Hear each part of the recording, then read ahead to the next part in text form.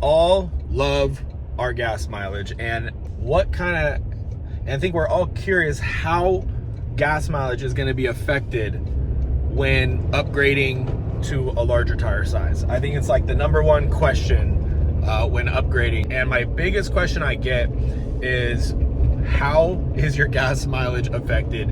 And I think the most hater comments I get are just that poor 4-cylinder, can't turn those, blah, blah, blah, blah. There's 1,000 of them. That transmission's done, it's toast, it's ever gonna last. You know, and that's just not my opinion. I believe after, you know, putting the suspension kit on and really seeing the parts and doing some research, like everything is bigger in this new Tacoma.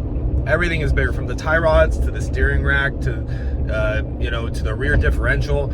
Everything is bigger, and Toyota meant for you to put 35-inch tires on this truck. I believe it.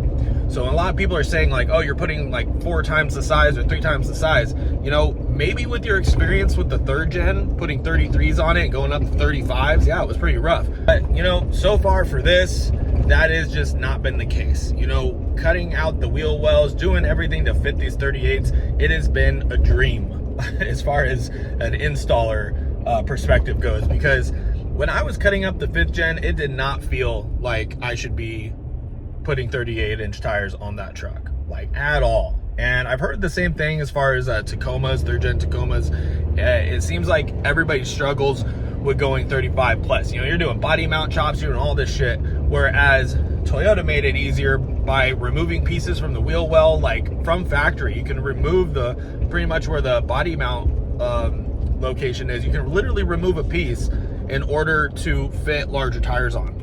So all I had to really do is remove those pieces and cut the fenders a little up, you know, and throw a long travel kit on it. But that was about it, even for the rear.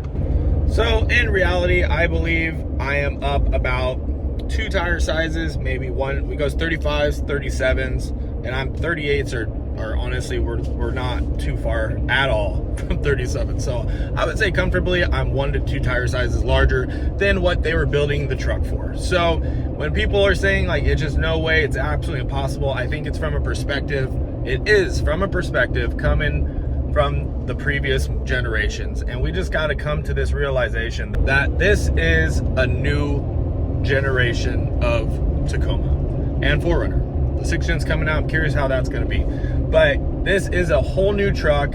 It drives different. There's different power, different torque, different size of everything. It's bigger, it's stronger. I think they improved upon it a lot. Yes, it's got a 4-cylinder, but what the hell does that matter when you got more power and more torque than the V6?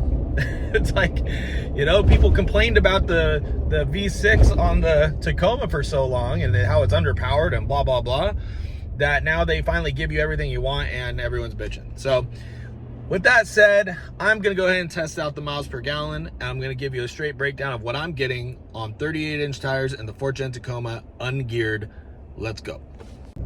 So I just left my mom's and I reset this before I left my house. And it was at 12, but I let it sit out running outside of her house for a minute. It went down 11.9. So it was 12 miles per the gallon with hauling the 38s in the back, and it's on adaptive cruise control. And I have noticed on a cruise control, I get far better gas mileage than without it. But I would say not too bad. So I'm gonna go ahead and clock it right now on the way home. I've got no 38s in the back. I'm gonna put it on cruise control the whole way. And fun fact, you put a water bottle right here and you stuff it in, the truck will drive forever by itself. It won't lose the lane tracing, and it'll actually just drive and drive and drive. So pretty cool little fun fact for you there.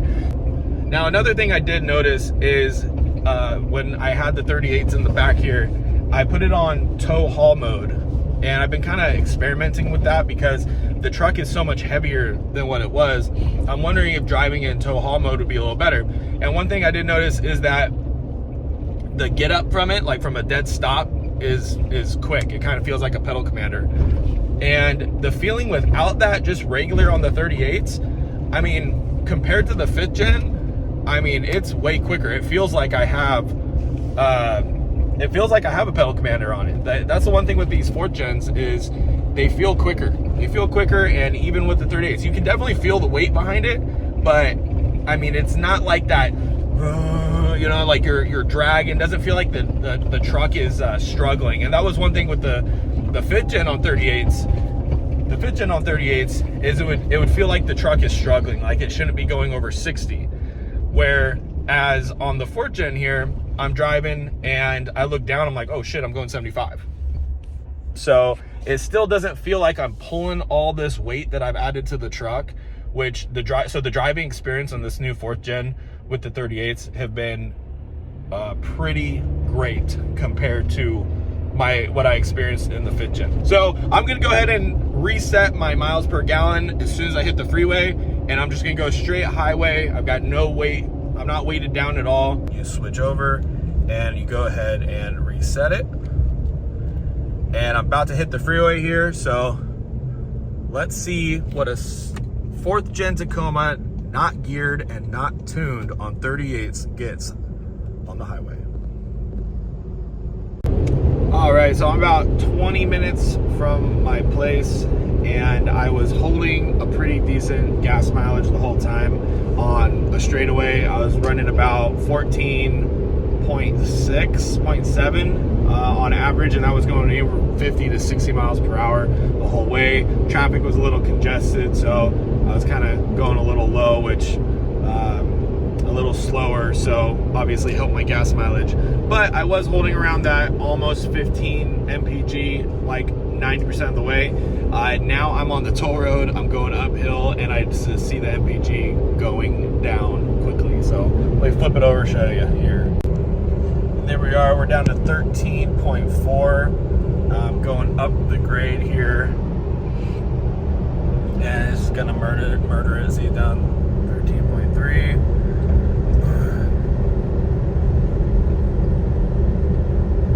3.2. So that's one thing to keep in mind is, you know, hills and stuff, it just murders the MPG. But, you know, straight, long drives, I don't think it's that bad. Just don't get go through any hills or wind that's going to be pushing you back at all. Just don't do that. You'll be a-okay. We're going to clock it. I'm down to 13 mpg right now, so I'm going to check back in here when I get home and see what the overall average is. If it goes back up when I'm going downhill, we'll find out. All right, so I'm hovering around that 13.2, and I've been there for a while now, and I've been just pretty much going 60 the whole time. So that's your MPG at 60 miles per hour in a 4th gen Tacoma on 38s. I would say 13.2 with hills, downhills, and maintaining this speed for quite a while. That is safe to say that is the gas mileage you're looking at. I'm gonna bump it up to 70 and see how much it kills the MPG. All right, so going 70, 68 to 70, just because I had some traffic that was a little congested. I tried to keep it around 70 the whole time, and I went down to 12.9. So not too big of a jump down. But now I'm gonna go ahead and get onto the main road. Getting off the freeway, I'm going to drive to my house and see, just mix with the street driving. But as far as highway, you know, there you go.